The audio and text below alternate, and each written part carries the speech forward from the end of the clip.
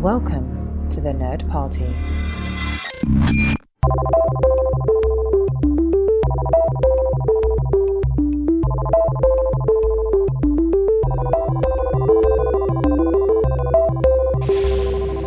Hello, everybody, home, and welcome to Second Contact, a Lower Decks commentary podcast. I am your co-host, Tristan Riddell, and with me, as she always is...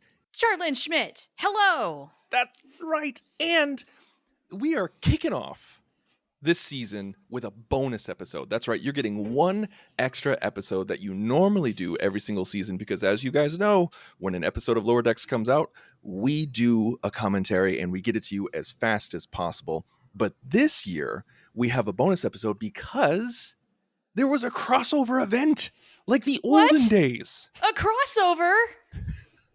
A crossover. Like Bashir on TNG or Riker on Deep Space Nine. And Riker on Enterprise. But you know, this one was even better than those. We don't talk about that one. We don't talk about that one. But on top of giving you a bonus episode, we also have a bonus host. We do. And that is Hello, Darren. The wonderful Darren Moser, a.k.a. Dr. Sci-Fi. How are you doing today? You guys are looking so realistic, but it's great to be on with you. I think this is totally appropriate for this crossover episode where we cross over hosts, and this is going to be a fun one. Hell yes. And for those of you who don't know, and if you don't know, shame on you, you can check out Darren's other Star Trek show at thenerdparty.com called SETI Alpha 3. All right, so is everybody ready? So as you guys, longtime listeners, know that we will queue up the show, we'll queue up the episode, so however you watch it, whether you get it on Blu-ray, on streaming, however it is, what we do is we queue it up after you see CBS Studios or CBS Productions, something like that. So it's after the generic Star Trek intro, then you see CBS. Right after that fades away, that's when we queue it up. So go ahead and pause this episode, this podcast, queue it up, and then we'll do a countdown. So here we go. Right. And you can listen along in your cars. We'll be entertaining even if you're not looking at it on your screen. Right. And chances are, if you're like Guaranteed. us, you've watched this episode several times now, at least, because it's just so much fun. So you probably have it stuck in your head and you can just play it along right with us. All right. Everybody ready? Ready. Here we go. 3, 2, 1, play. All right. We have never done a commentary for a Strange New Worlds episode. Any of us, have we? No, we have not. So first No, I time don't for think so. everything. So this is actually, Shar, you mentioned you probably have seen this multiple times. This is my second time watching it. Right Only here, the right now. second. Wow. Only the second, You held yeah. off. I How? did. I held off for this show. I wanted to be fresh. I thought I was exercising great restraint by limiting it down to like 3 or 4. So I was super surprised when we started the episode Oh, it's totally surprising. in animation. It's like, what show were we watching? How cool They is messed that? up. And it's in 16:9 as well. It's not letterboxed. Yes. When I remember before this, it was very much like, what is the crossover going to be? Like, we had seen trailers, but it was still kind of unknown the exact format. So when we jump into an animated episode, is how it literally starts. We're like, okay, well, here we go. Here This is we how go. It started. Right. It was a brilliant way to start the episode because it keeps the audience on their toes, where you don't you think that one of two options basically popped in your head, where okay, we're going to start with the Strange New Worlds crew, and then Introduce them, because you may not know introduce them. and then have Boimler and Mariner show up later on in the episode, or we start with a live action Cerritos, but that would have been really expensive. So I think that would be a little Right, bit much. Yeah. If only. But no, they made the right choice. Plus, I think this just sets the tone right away. Like you said, to Yes. keep you on your toes, but also this is telling you exactly what it's going to be. We had the recap for Strange New Worlds to get us to speed on that, but now we're going into something completely different, and just get your brain ready because this is how it's going to go. Now, my parents and my in-laws are Strange New Worlds fans, Mm-hmm. but they'd never seen Lower Decks. So There's Ooh. probably they a lot of abso- people in that Venn diagram. Yes, absolutely. And so that's the thing, is that they needed something like this. They needed this intro in order to get on board, to figure out like, okay, these are the characters. This is where it's coming from. This is the style, and this is how they're going to Yes. talk. So, how did that go for someone who had never seen Lower Decks? Did they like this episode? I think they did. Like, I didn't get to talk in depth with them, but there was no negatives. They said like, oh yeah, no, it was fun. Like, it was pretty much, that was it. And Okay. I think my mother-in-law was just like, oh, I think I need to watch Lower Decks now. My mom was like, no, that's fine. Yeah, There we go. No, that's the correct answer. Watch Lower Decks. I mean, it's not quite a backdoor pilot. It's more like a backdoor, this has already been out, so you should watch it. It's like, hey, are you not watching this? Right? Hey, Paramount Plus, just why don't you go over to this little icon? Just try this other show. Anytime we get an Enterprise reference, an NX-01 reference, I'm on board. So not only was this Strange New Worlds, Lower Decks, TOS, we got a little ENT as well. Yeah, gotta And cross this all the makes it Star fun Trek on series. rewatching, because a lot of the stuff they're saying right now is set up for payoff later in the episode, but you don't quite know that yet. So Totally. it makes a rewatch really fun. Oh, and the holo emitter is just like the Doctor had in Voyager. The big camera. The big camera. Probably has floppy disks in it. Well, that's why it's got to be so big, right? Yeah. So Remember this was Now- also another thing that I was intrigued they're by, pulling that out the Boimler references. went first. That we didn't get both of them at once. We didn't get Boimler Yes. and Mariner at once. Yes. That was cool. Yes. Okay. And going along in the episode, I was like, it set it up, wondering, well, when's Mariner going to show up? Because we'd seen the previews, we know that she's going to be there. So how and when? And actually, the first time going through this, the longer we went, I thought, oh God, is it just going to be a cameo for Mariner? That would be Yeah. weird. And thank goodness, no. But that was definitely running through my head. But Now, I having not a normally double dose at the beginning, I think, was the way to go. Yeah. It gave Boimler the ability to be a fish out of water by himself. Yes. What I was going to say is, I normally skip this intro, It's the But best intro. no, don't you dare. So good. and I'm so glad that I didn't this episode. Oh, yeah, you have to. That in the musical episode, don't skip that one either. Yeah, But And it this is when I knew surprises this you. would be good. I knew that they were going to nail this crossover because let's face it, crossovers are a risk. They can be really good and they can be really bad. But the fact that they went to this level of effort was like the first sign of, okay, yes, this is going to be so much fun. It's going to be everything I was Yeah. hoping it would be. It's going to exceed the hype, which was already at a high bar. Well, and because the way the Strange New Worlds intro starts is it's kind of like the Enterprise coming out of shadow. It took me like a half second, 3 seconds before I realized that it wasn't just a flat surface. It was animated, and it Mhm. was such Yeah. a fun surprise. I was not expecting it, and I was just like, okay, buckle up. Hopefully you're on the Enterprise E, because it's the only one with seatbelts, because here we go. and we get the leech monster. Yes, Like- Yes! little The dribbles best. from lower decks. Yes. And like, not only did we get the so leech good. monster, And but the in space about koala. 5 seconds we get the space koala. Why is he smiling? Yes, the koala. That made me laugh out loud so hard. I think I just lost it right there. I would love to know whose idea that was. Like, if it was from the Strange New World side, if it was from the Lower Deck side, like right? who, Like, you know. did Mike And McMahon directed send by the memo? Jonathan Frakes, so you know it's going to be good. Doesn't even Yeah. matter. It's just gonna That's the be thing. good. It's already a Like, winner. to have a crossover and have Frakes direct it, you're like, Come boom, on. okay, all right, I'll buy this Winner, on winner, Laserdisc. I don't even care. We could put this on VHS and we'll watch the crap out of it. What I also think is another layer in this episode is that they're delivering grain, a specific type of grain in this episode. And that's what they were doing in the Trials and Tribulations episode in TOS, or Trouble with Tribbles, excuse me, in TOS.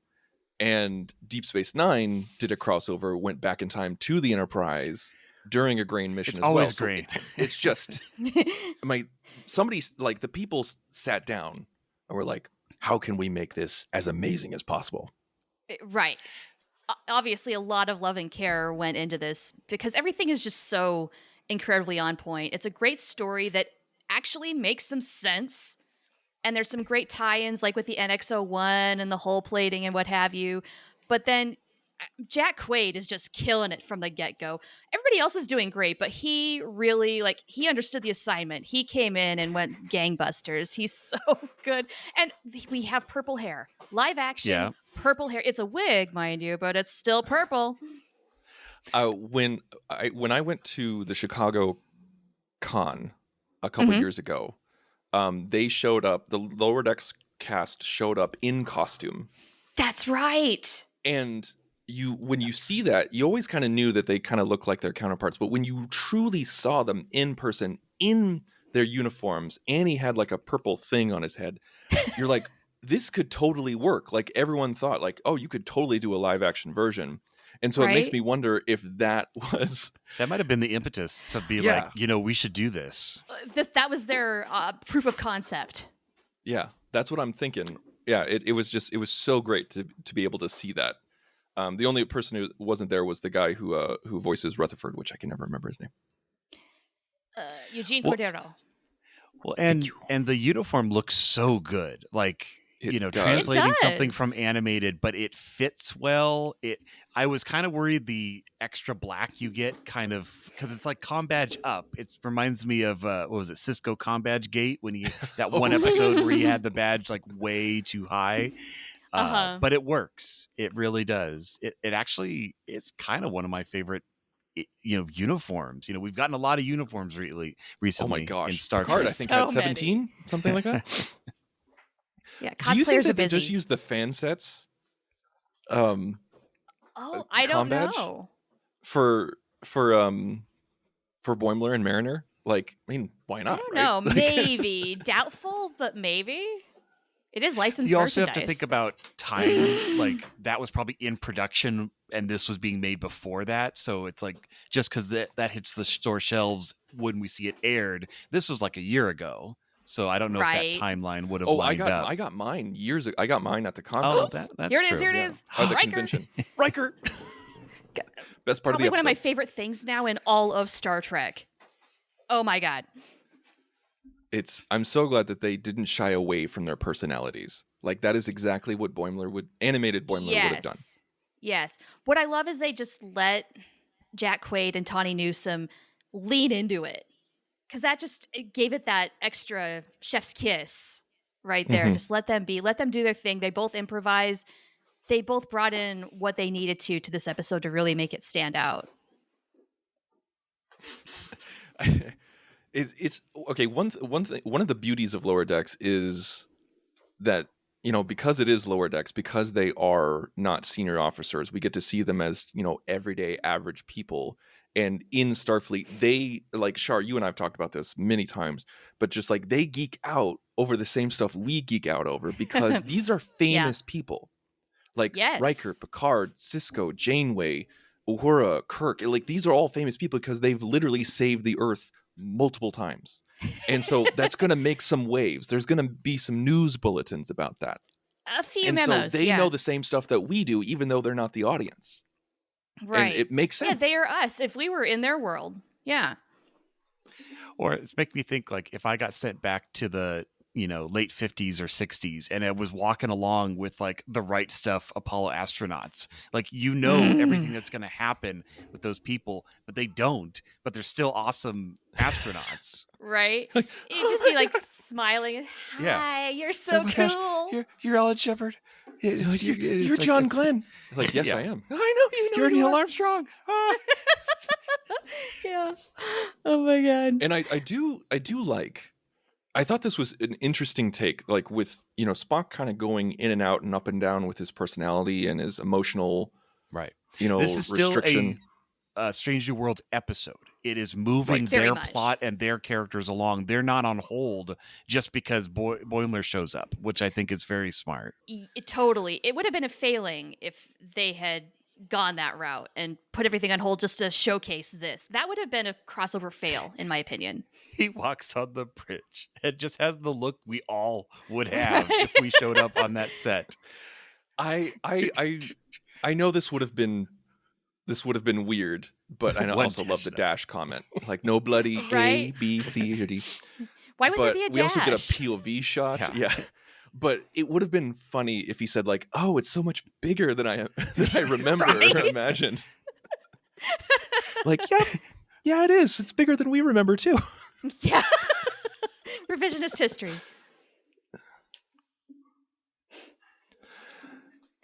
Yeah, poor Boyms. He's such a geek. I built it in a bottle once. Now, how do you This guys is the feel kind with of crap with we would his say part? to our heroes, though. It really would be. Like, do you feel like do you feel like they're doing Boimler at the right pitch? Because it's riding the line of like still of that like kind of annoying like dude like you've been told like you need to be quiet, but we also know he won't be quiet because that's Boimler. No, I think they're playing it perfectly where they do have to push it just a little, but at the same time, yeah, he's going to catch himself every time he says just a little too much. You know? Right. I also think that they did a good job of, I mean, this is animated Boimler, but it's toned down just enough to be realistic in a live action environment. Because, fans of Lower Decks know that it is a hyper reality. It is heightened. Like it's canon in Star Trek, but yet it's like crazy. It's amped up because it's animation.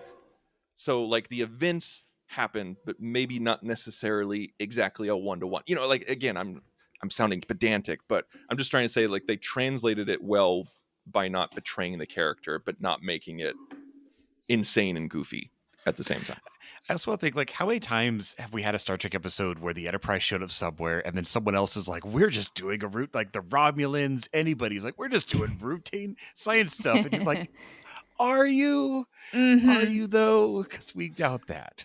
I do love that because there was one episode where I think it might have been All Good Things where Jean-Luc was just like, what a coincidence. So are we. Like we're conducting a survey. Yeah. It's usually him when he's talking to the Romulans or somewhere where Like like they Tomalak, both know that they're lying. It's just they got to play Totally. the game, and it's so funny. So, and we're also talking about a toddler knocking over furniture. So fantastic. Yeah. And yet they're just letting him kind of run around doing whatever. Right. He's not No confined escort to or nothing. quarters. That would kind No of be escort. a bare minimum. Could Right, be you a would changeling, think. could be an imposter. Nope. No, that's not even occurring to them right now. Mm-mm. But then the episode wouldn't happen. So, Well, right. That is a general criticism I have, like, of TV in general, is they have to do stupid things to move the plot along sometimes. And just like, no, that's not how it would really go. Right. When characters So- make smart decisions, like they actually would, it is more relatable. But Right. Or if there's other people actually thinking about things, anything, and intervening and say, hey, what about? That just doesn't ever happen really in a script unless it has to. and I like this scene because you have like they don't have they're still bridge officers, but they're kind of lower level bridge officers, so they're bonding with Boimler the ensign. Mhm. So Yeah. it's not like because he couldn't have this conversation with Pike and number one, like that wouldn't work. But No. they're just like, oh, we're at the space bar and we're kind of jostling, the guy from the future. They're just having fun. You got to get your kicks where you can, right? It's Now, like when one criticism wow. of like going into Strange New Worlds territory here is we have Chapel, who straight up has a relationship with Spock, and then ditches him in the musical episode, and then in TOS we see her fawning over Spock, and so Right. it totally alters that episode where you're just kind of like you're kind of a wackadoo, like you're like what? Like you dumped me during a musical number. Now you want to get busy with me? Like what? Yeah, there's a lot of back and forth going on with that whole situation. Mhm. And I think Chapel's love life is a lot more complicated than we ever realized. Like she Yes. might want one thing, but then do another, and she's all over the place. But how creepy is that smile? Oh, Like, it's are so you guys creepy. creeped out by I- Spock's smile the way Boymes is? And And then Boimler, his face, and then the whimper, and And he's it's doing perfect. the Boimler run down the corridor. Oh, like when in the next shot, like when he runs away, he does the whole shuffle. He does his hips back and forth. Speed walk. It's like That Section was so 31 good. does a special speed walk to get away places. I love it It's so much. Beautiful. It's oh my They gosh! thought of I don't have, everything. It is I don't have interesting, enough again, nice things to say. rewatching this episode because, and maybe this is it's not a modern Trek issue. It's just a television issue. The fact that a lot of the Strange New World plot lines are in the middle right now. Like you were talking about Chapel's relationship and, Una's like lack of confidence, like, Mhm. which is good. Obviously that this is a mid episode of this season, but it is kind of weird to jump back to it and be like, but we know that this is not where, Chapel's relationship's going to go. It's going to change. It's going to evolve. It just has a interesting connotation, maybe just with this season having just come out. Maybe it is, so. and it's interesting to have this be the crossover episode, Right. because it's a great idea in the sense of Boimler knows what we know. He's the audience, like he's the touchstone for us, and so when he's talking about how freaked out he is about Spock, like all the Strange Worlds characters are just like, yeah, it's kind of weird, like he's a little different right now, and Boimler's like, no, you don't understand how, like, history doesn't talk about this. Why is this happening?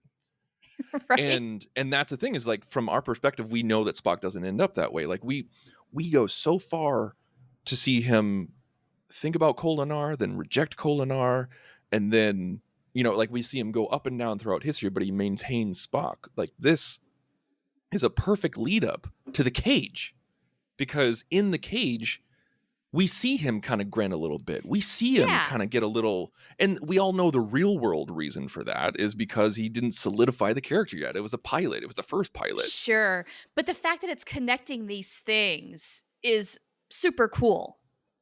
Yeah. And Ethan Peck is just... I love the solution of like, what if you just turn around and don't look while I do this future tech? It's like, sometimes the simplest answer is what gets it done. So easy, and it's his hard. Legs, look at his legs are in the air. Just let him play with all the wires. It's no big deal. It's fine. And even they're all the just boots, watching him. They even put the detail on the bottom of the boots. It's beautiful. The shield. Yeah. Yeah. So good. But also, how beautiful is this bridge? I wanted to ask you guys about that. How do you feel? And there's no judgment here. This isn't Twitter. How do you guys feel about the bridge redesign? I think it looks great. I think, you really, again, personal opinion. It's like you have to. I loved what Star Trek Continues did, the fan film, where they were like, we're going to tell new Star Trek, but it's going to look exactly like the 60s. And that had its place, and it was really cool. But it's not going to work. You need to keep Star Trek open to new viewers, and the average new viewer does not want to watch something that looks like it didn't advance since the 60s. And if they want to watch that, there's this thing called Star Trek that you could watch on Paramount Plus and choose. So right. I think it's fine. Yeah. I think it looks beautiful. I agree. They had to bridge that gap with modern technology, but like Bridge, the overall aesthetic. And yeah, maybe it's a little big, but that's also a modern thing. It's that more cinematic view. We're not in a teeny box anymore. Yeah, there was one. What do you think about the view screen? Like, Tristan, like, I know there's still people who don't like the 09 view screen wall, but it still fits and works in this. Ever since the Kelvinverse came about, I loved the glass, because think about how much that would have helped in Wrath of Khan. Transparent aluminum. Seriously. Yeah. I'm of two minds with Strange New Worlds, like the bridge redesign. I would have liked it to have been a little skinnier and not so much veneer. Okay. Not so shiny, but that's just personal preference. But I'm not one where it's just like, no, it's got to look like the 60s. No, I'm not like that at all. I would have liked a little bit more faithfulness, just a little, just a teeny, just a touch, a pinch. But I think and I talked about this on Twitter one time. The one thing that really gets me is Pike's quarters. We're just like, yeah. like that's bigger than my house, guys. I mean, For real, and like nicer than my house. I mean, I want the fire pit and the big kitchen because my kitchen's small. Like this had to have been a custom request for Pike, yeah? And then Kirk comes in eventually later is like, no, cut that up. We can fit 4 more people in there at least. I was gonna say he turns it into 4 quarters. Oh yeah, there's Mariner. I do like that because I think like they quadruple the amount of people on Kirk's Enterprise, so they have to cut down the space. Oh, so it does make sense later on. There's a reason maybe he got forced into it. Maybe it wasn't his idea. It just had to happen. And also, and there like, she is. I Here's also Mariner. talked about this where here's Mariner. And one thing I talked about is like it's a trade-off. Like it's a cinematic trade-off where, like, yeah, you got bigger quarters, you got bigger hallways, but you get to do more with it. You get more angles, you get more storytelling opportunities. Piece. Like they spend a lot of time there, so it's totally worth building. And it's totally worth it. Yeah. For in-universe, nonsense. Production, fantastic. So we got the rolled up sleeves with Mariner. You know, we got the ponytail. Yes. And I love that they went with curly hair. Because you can't really see that in the animation, but it makes so much sense. And this is also a wig, but because Tawny Newsom's hair is awesome, but it's much longer and not nearly as fluffy. So I'm glad Mariner that they went this route. It is very true to the character. And how about this whole thing where she's talking about how hot Spock is? Hot Spock. Hot Spock agrees with me. Yeah. Apparently what that did you was guys her think idea. of Very that? loud right now. Like they can hear everything. That was Tawny Newsom's ad lib. Like she said, "Hot Spock agrees with me." Like that was all her. That wasn't written down. I love that. So good. I feel like Mariner's even more like Mariner than Boimler is Boimler. Tawny Newsom is Mariner and vice versa. Yeah, definitely. Yeah, I mean like in a live action setting. I like just mean all around. She is her, and she and they are all one. It's interesting because of the fact that Mariner shows up later, that she now has the turn of being the really animated lower deck kind of off the wall character, and Boimler is the more like, I've been here for a day, like no, like he's correcting her. And I think you guys are right. Like, I think if both of them had showed up at the beginning, it would have been too much. It would have just it wouldn't have worked. And I don't think Mariner going first would have worked in the same way either. Like, Boims really was the prime candidate to do this because he's the one who reins Mariner in. And Boimler wants to be professional, even if he's not. Right. And Mariner doesn't care. She's going to do what she's going to do. And good for her. But I think it was a smart decision, as we've talked about, because Boimler eases you into it. Like the audience, like my parents, like they. I think people would have turned it off into if the Mariner came through first Mariner's and her intense. antics. You'd be like, eh. Yeah, Mariner can be a bit much. It's terrifying. Like, my dad, when he tried to watch Lower Decks, it's really not his thing. But first season, he was like, this Mariner character speaks so fast and is so intense, and I'm not sure if I like this show. And it's true. I just started rewatching Lower Decks to gear up for the new season. They do speak faster in the first season than they do as they go on. Like, they tone it down just a little bit. And I love that they even acknowledge that in this episode. God, they talk so fast, don't they? Number one says that. Did they say they talk so fast, or did they say they talk so slow? I can't remember. Or wait, was it that way? I don't even remember now. Oh, yeah. It's probably that they talk so fast, because they do talk fast. Like, even in this, they are. Shuffle. There's a shuffle. So cute. Jack Quaid, I love you for that. Thank you.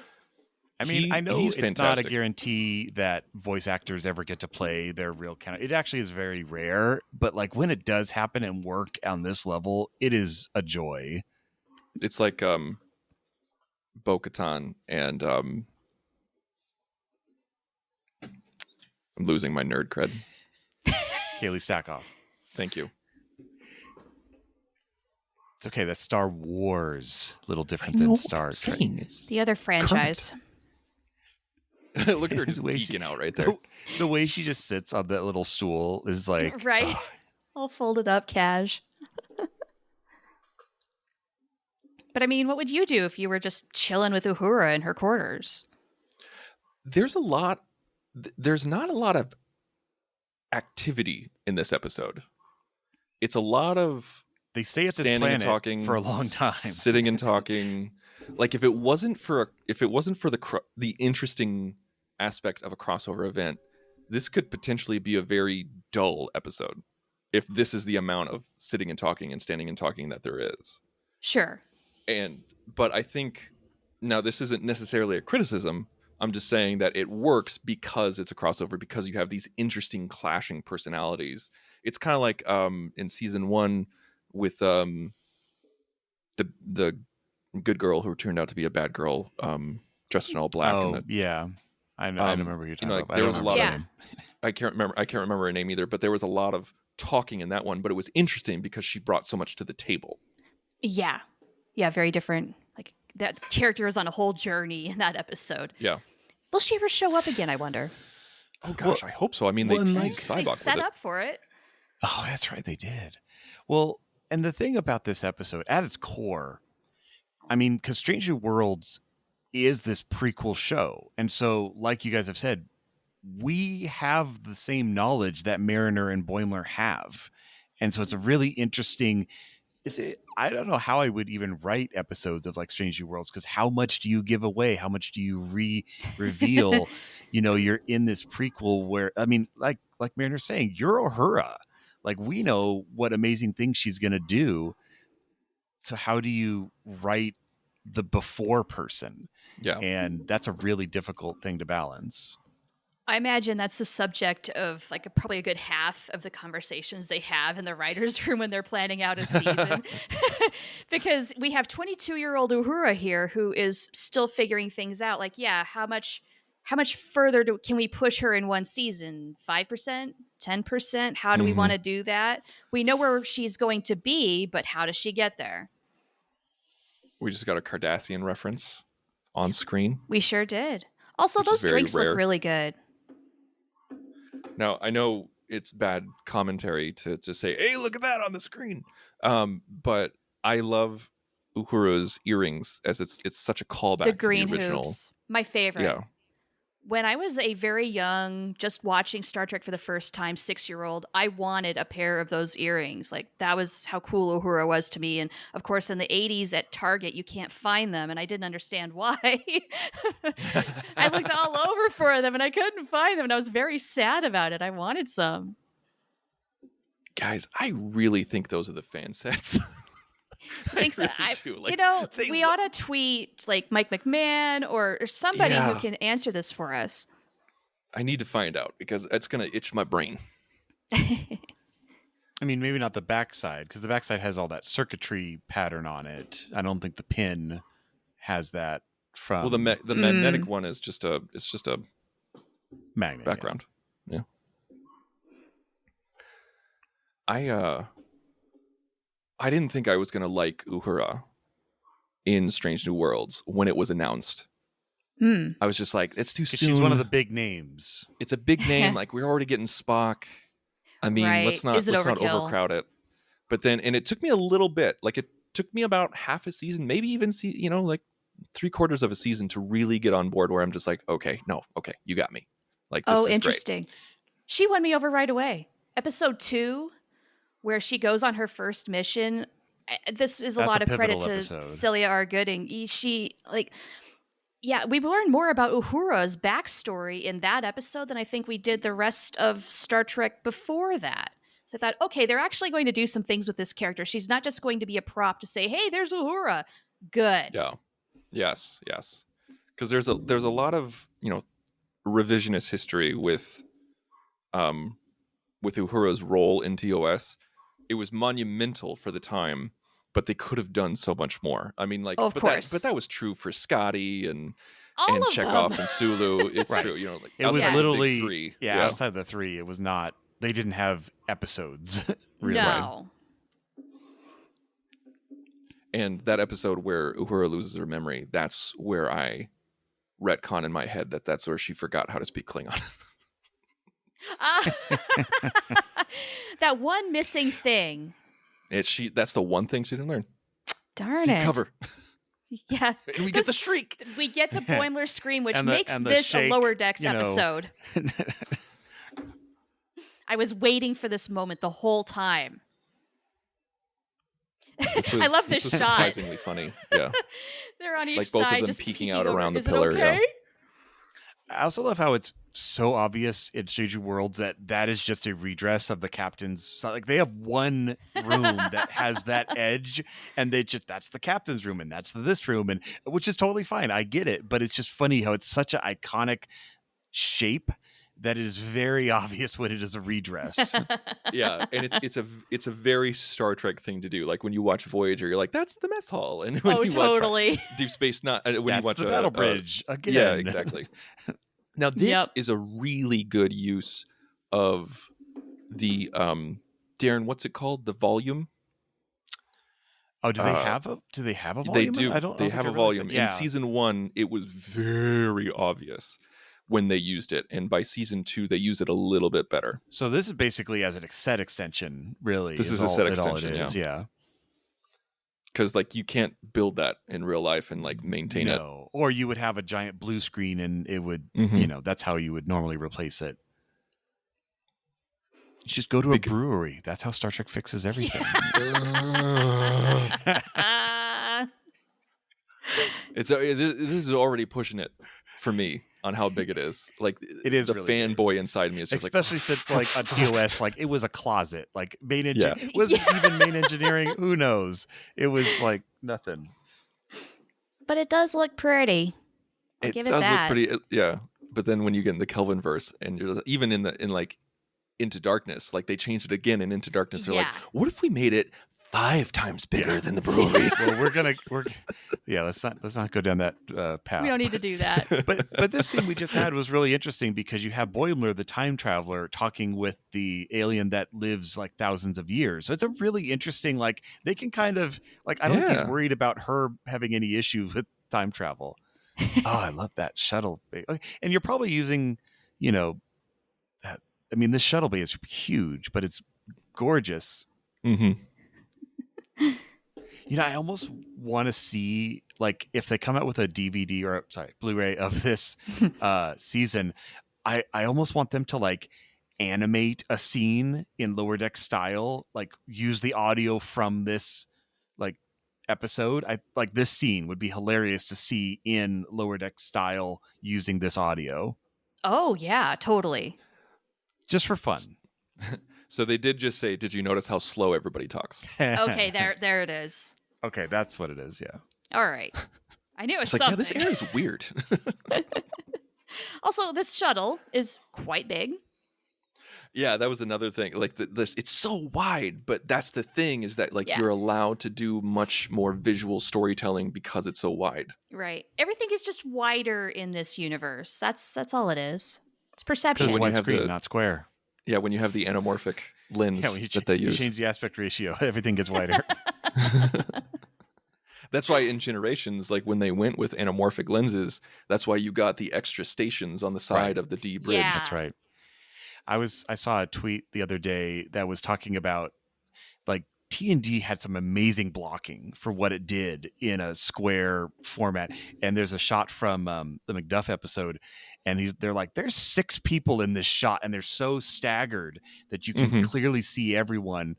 And so nothing against widescreen that we have now, but like, yeah, TNG's blocking was on point for the and that's late the 80s. thing is that like so many people knock the 4:3 ratio, but it's a beautiful ratio because if you know how to use it, right? If you utilize the Z space, you utilize depth more than you do width, and not too many people get that. Like we're now at the phase of cinematic storytelling, whether it's in TV or in actual cinema, where if you want to look different, like it used to be back in the day, like if you wanted to look different, you would just slap some bars on the top and bottom. Now we're at the stage of entertainment where we're slapping some bars on the side to look different. We're going back to a 4:3 ratio. It's all coming. And that's full the thing circle. is that people like modern DPs don't know how to use it. And so you get no depth with it. Well, you're talking about depth, and now every single shot, the depth is a depth of field. So you Right. can't put anyone behind Pike because it's all blurry. Like, that's how it is shot nowadays. And it looks great. It's very cinematic, but you know, it makes TNG look very flat because Right. it is. It's lit flat. It's there's the wide depth of field. Everybody's in focus, or sometimes you get rack focuses, but not very rarely. Not nearly as often, no. And also, people don't have to stand so nearly close to one another. Like, Voyager really excelled at that, where, like, Janeway and Chakotay, you know, they're just mere inches apart from one another Yeah. in most of Like, their she could shots. lick And they his don't nose need to without be moving that her head. close. They just chose to be that close.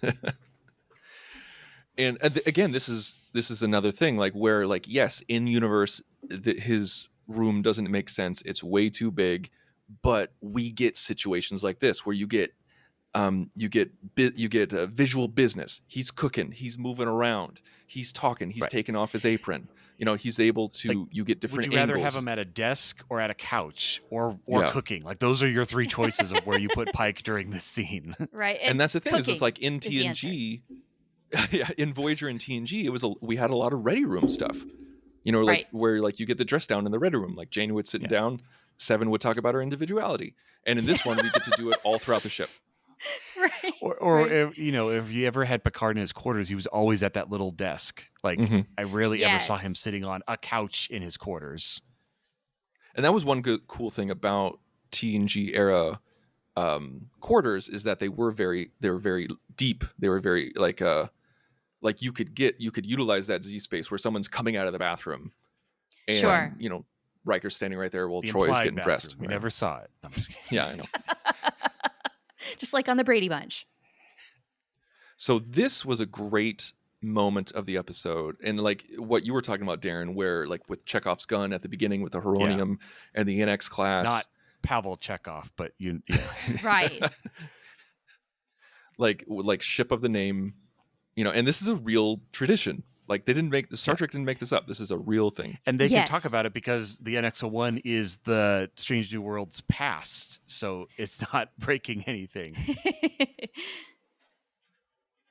Yeah, it was a pretty clever incorporation, too, of the NX-01. Although, okay, I think they've done really well in this episode, but there are moments like this that feel very much like, you know, Lower Decks characters act silly. Pan to shot of Strange New World's crew with blank faces. Like, we get a lot of that combination in this episode. Yeah. A couple times you're kind of like, you are Starfleet officers, like. Right. You experience weird Yeah. stuff all the time. This isn't Like- the weirdest thing you've ever seen. Well, I Time actually travel, Klingon monastery is all I'm going to say. Time travel, Yeah, Klingon time crystals. monastery. The whole thing with Tawny Newsome improvising the whole beep beep and the chair and everything, that was super, super funny. If you know and you see that, you know exactly what she's talking about. Very well done. And if you take it outside of its intended context, it's sadistic, and like, you're just like, good Lord, you're making fun of him having a debilitating Right. injury. Just like, right, damn. Right. I mean, like, Futurama does it, but it's funny in Futurama. So. Right. Yeah. So Well- Peleus says, I was going to use this. What for? I don't. What was she Yeah, going to she use the needed more NX-01 lines. for? I I don't love that understand. they're talking about, you know, like they were talking about Sato. You know, they were talking about Mhm. this was They their have Lower reference Decks for moment. that. Yeah. Like, this was Uhura and Ortega's Lower Decks moment, where they're geeking out about the NX-01 era, just like Boimler Right. and Mariner geek out about the TOS era. It was The poster. I love out of Yeah, the context poster. conversations. They make I did it not so notice first time around that you can see that in Mariner's super not Mariner's, fast. Boimler's bunk. Yeah. Very nice touch. Yeah, and this was a nice callback to an earlier episode with her legal troubles. Absolutely. Yes. funny. Which was Also, like the why beginning of is this there season. This poster for sale. Seriously, the merch is severely lacking right now. Oh my gosh, Star We need Trek's been two horrible versions. with merchandise We with need a New Lower Trek. Decks version and a Strange New World version. Right. Side right. by side. side by side, same art, different art styles. Yeah. Yeah. See, that's a perfect marketing gimmick to get people to buy the same thing I don't twice. know, guys. Posters are really hard to make. Like, I don't think people have cracked the code Right? on how to make that merch. Design it. You got to hit the print button, and then you got to have the big piece of paper. And I love watching this with subtitles because it's like gasp softly. Right. and the beautiful Boim's awkward send off. Also live long. So good. We got that in the trailer, and I think that was the kind of the kickoff of we all knew that this was going to be next level. Like when he's like, you also live. Yep, he's got this character down. It's going to be great. I like how they also don't go too far in the fact that they reference Tendy's grandmother and the name, but it's not like Tendy's grandma's standing right there with like white hair looking like Tendy. Right. Like that's too much. You know, we don't need to cast Tendy's grandma. We just reference her. Right. So I'm assuming also, like Darren, that this is the volume as well. Oh, it's got to be. Yeah. Yeah. You build a little set, put a little sand on the floor. Presto, alien world. You build a prop. Actually, just thinking about it, the loop-de-loop portal kind of gives me vibes of that DS9 episode where they're on a planet and there's a hollow emitter in the middle of the city that's slowly losing power, so everybody's getting disappearing. It's like we're talking like season 1, DS9. Yeah, that was early DS9.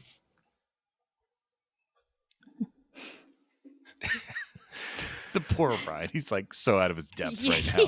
I know. What is going on? This poor guy. Like, you just try to put yourself in his shoes, where it's just like it's almost I like don't know what the to do Lower here. Decks people are breaking the fourth wall, and he's kind of turning around, looking at us like, "Who are you looking at? What is?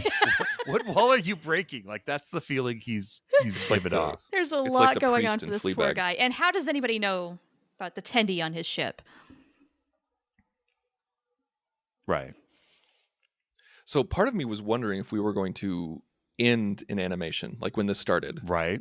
Uh-huh. We're like, okay, are we just is this where the episode's gonna end? Are we gonna end in Strange New Worlds, or are we gonna end in Lower Decks? It was a nice back and forth.